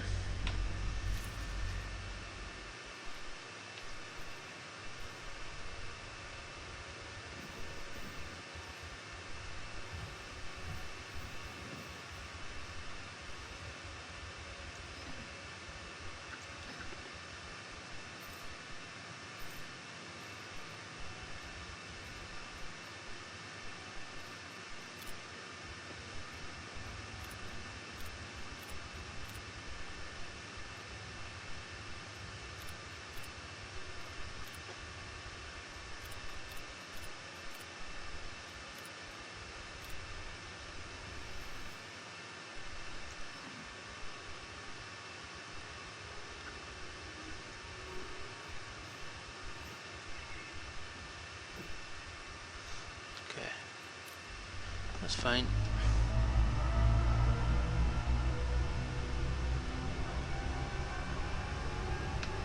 Frameshift drive charging. Yeah, I'm looking for scoopable stars basically. So I'm worried I'm going to run out of fuel before I get to Prism. But it looks like I've got one, not this jump, but jump after next should be one. 4, 3, 2, 1. Engage.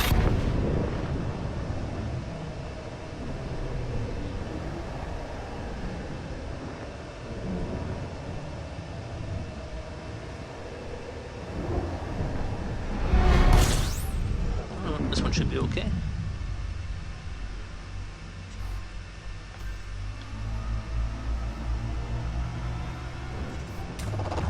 Fuel scooping. Done it again.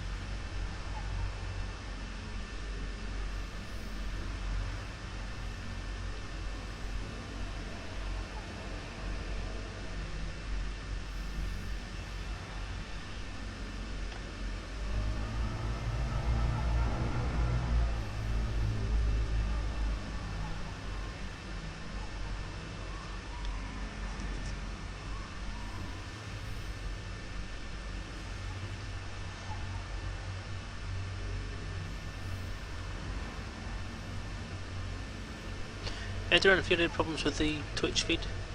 I've had to refresh it twice and I'm not sure if it's Twitch that's playing funny buggers or if it's me.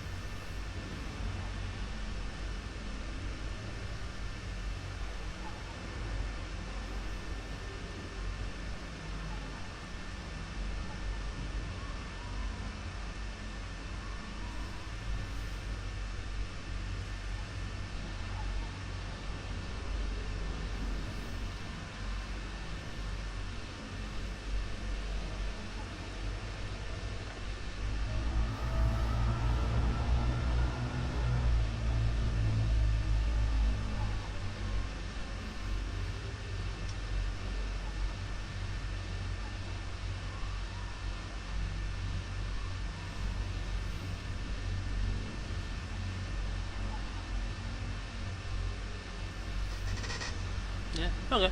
Just that I've had to refresh the page I'm viewing my own stream on to make sure it's running properly. It's dropped out on me twice, so I've had to refresh it twice. So it's obviously just me. It's maybe my downcoming. Maybe my uploading is interfering with my downloading. But I've not dropped any frames, which is good. So I'm actually thinking, I'm pretty confident I could throw this up to 2000 k a second for the mainstream without any problems. So I'm glad about that. I'll make it nice and clear.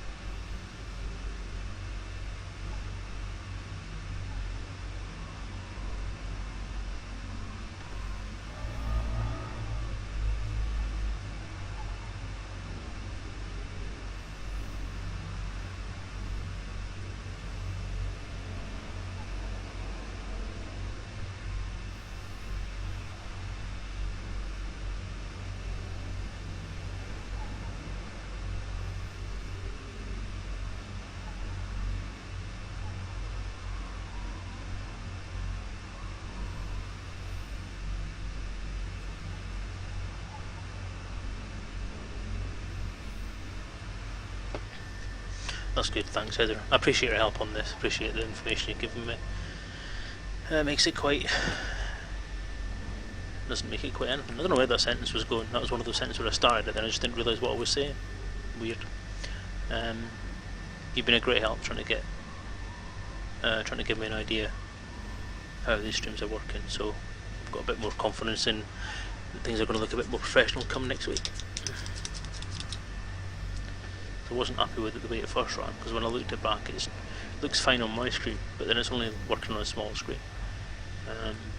So watching it back on a stream gave me a bit of a shock when it was just blocky and grainy and text was breaking up all over the place, which just isn't what you want to see.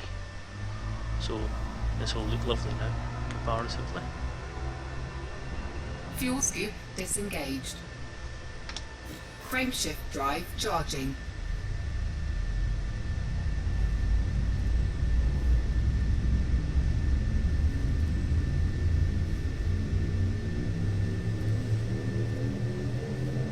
Four, 3, 2, 1, engage.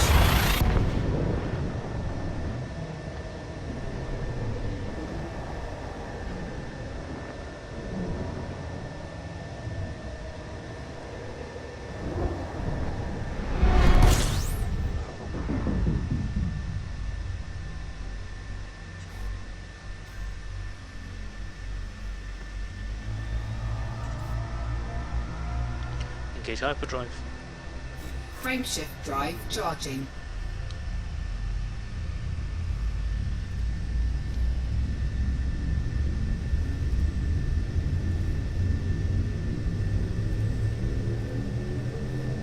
Four, 3, 2, 1, engage.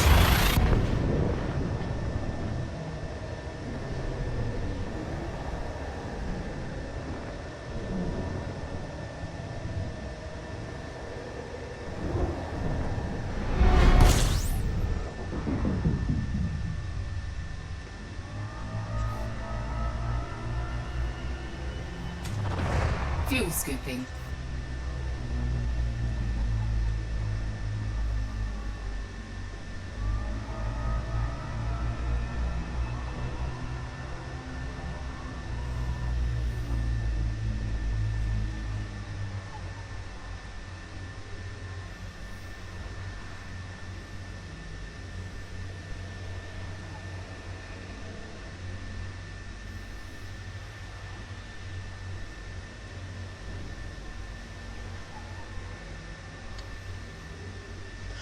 An interesting thing, if anybody watches this stream, is that I noted on the stream I posted last week, which is essentially me getting the initial setup for this working. So I wasn't intending on posting it, but since I was recording it anyway, thought may as well. So someone put a dislike on it, and I was wondering why. One of the people that commented on there wondered why as well. But obviously I want to know why. Is it because it was essentially an hour of silence before anything actually happened, or some other reason? Obviously, as a beginner at this and as a starter out, any feedback I can get, whether it be positive or negative, is useful. I say the same thing about the RPG. Any feedback, positive or negative, from anyone who's played it or anyone who is playing it, is always going to be useful because it's going to make it better. Likewise, I'm just starting out on doing these streams, so feedback on how they go and what's good and what's bad will help me make it cater to a wider audience, hopefully. And this is something that I do intend to sort of do semi-regularly while I'm doing the RPG, and hopefully a bit more regularly once I finish the RPG. I also don't want to be a boring TV programme. I'd like to be an interesting TV programme with awesome stuff. Trolls this type of guns you can't. Yeah, I know, but you know, I'm one of these people that likes to believe that trolls are there, that even trolls can have a heart sometimes, and maybe give you some idea why they've said what they've said. And if it isn't because, if it's just because they're a troll, then fair enough. Just say, I'm a troll, I'm doing it because I feel like it. Otherwise, you know, let me know. Feedback's always great, I don't mind. I love feedback. Positive or negative. Well, there's one, if it likes faster dislikes, out now with the dislikes, paying no attention to them. Well, there's one like and one dislike, so I'm 50-50 in the minute for that. But then one like is actually pretty high for me. Frameshift drive obviously I don't have an audience at the moment, and I don't do YouTube videos very often. Obviously with Twitch that's going to be different, because I'm probably going to put pretty much, I'd say most of the stuff I do on Twitch I'm probably going to shove up on YouTube as well. 4, 3, 2, 1, engage. As I mature, obviously I'll develop as a broadcaster, hopefully. And if anyone's got anything that can help me do that, then you know, I'll take feedback from anywhere. I'm an attention whore.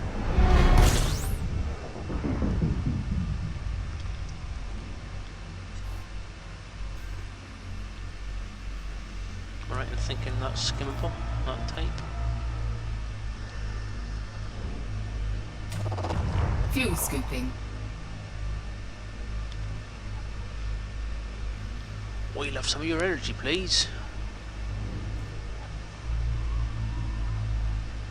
I wouldn't be surprised if there are people that skim the YouTube disliking every video they come across. If that isn't the most cynical thing I've heard ever, then I don't know what is. Oh, the sad thing about it is you're probably right. There probably is people that do that, but yeah, each to their own. It's a free internet, isn't it? I'm not overly worried about it, as I say. I mean, it's just a button to press at the end of the day. People who actually do give a shit will probably write something in the comments more than anything else. Like and dislike. Never really been keen on like and dislike buttons. It's a YouTube thing as far as I'm concerned. It's just something that, it's an arbitrary thing, isn't it? I do try and use them as much as I can with different people who I follow on YouTube. Like Nerdcubed, people like that. I do love Nerdcube, he's so funny. Hee hee hee. Take likes for what they are and dislikes for what they are not. Yeah, fair enough, it's good advice. I mean, as I say, I'm not overly fussed about it. If someone bothers to like it, then thank you for liking it. If someone dislikes it, then if you dislike it for a reason, you know, leave a comment. If you don't leave a reason for it, then I'll obviously know that you're a troll. Yay. That's the way I look at it. Constructive feedback over just feedback is always preferable. Frameshift drive charging.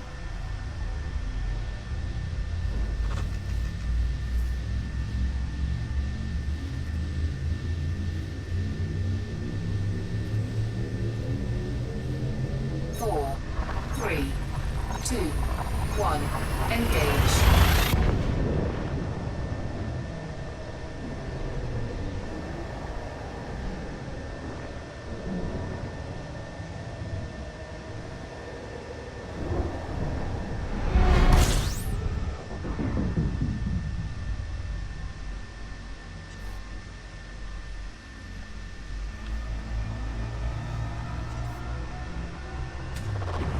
Fuel scooping.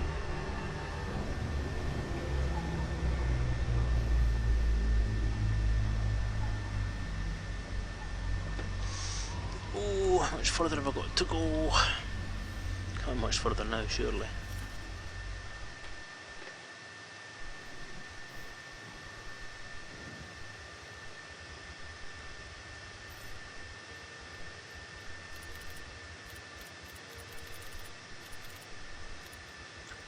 Two, three, 4 jumps. Nearly there.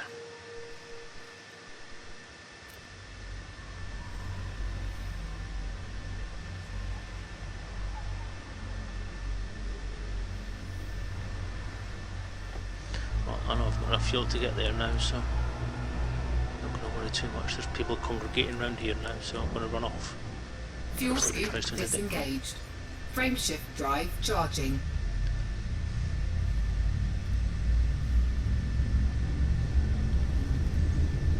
So you asked me a question a little while ago, Edorin, about how old I am. So how old are you? Now that you're calling me lad. 3, 2, 1, engage. It's very northern. That's the spirit, lad. That's the spirit.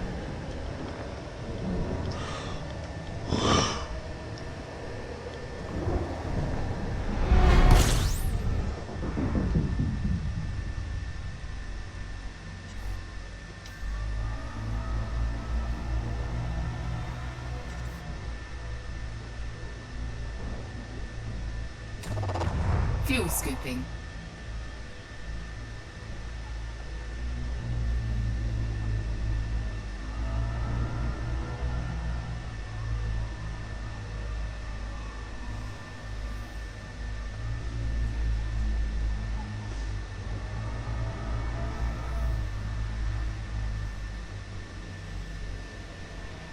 Oh, 37 a couple of days ago. Happy birthday to you then.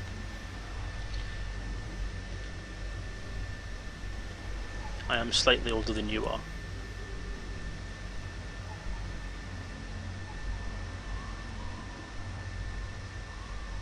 Not as much to make any major difference, but slightly older. Same generation. We were born in the same decade.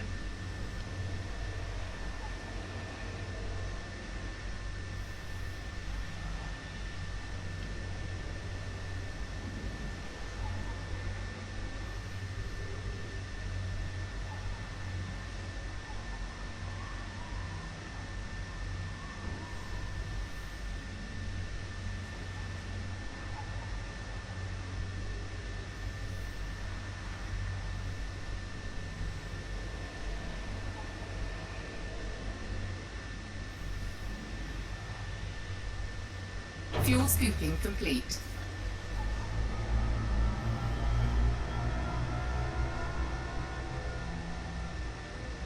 Fuel scoop disengaged. Engage hyperdrive. Frameshift drive charging.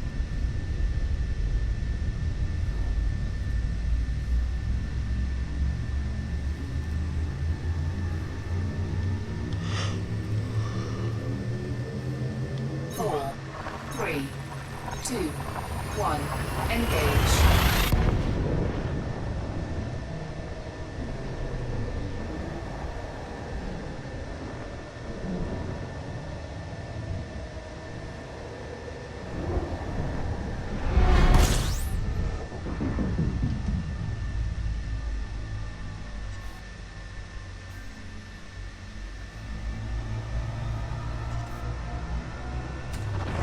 Fuel scooping.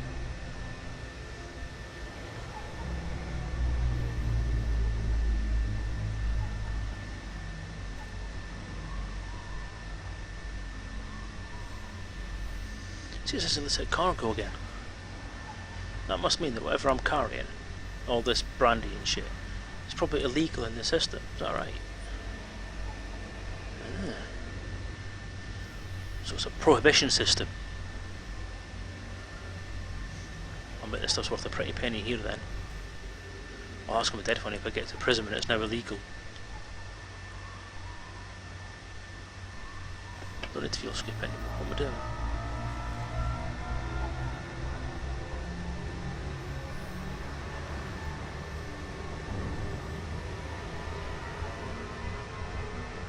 Fuel skip disengaged. Frameshift drive charging.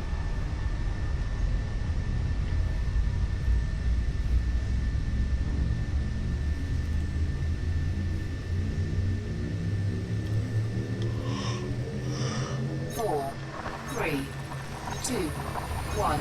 Engage. I want to point out that I'm not actually fussed about my age or how old I am or anything like that. I just think that answering these questions online or answering them on a stream or on a YouTube video gives away too much, especially like this early in my career, in inverted commas, as a streamer. Hey, Prism! Woo! It's one of those things that I'd like to leave later on. And it's easy enough to find out how old I am because I've probably dumped it in a variety of different places, both on my website or other places.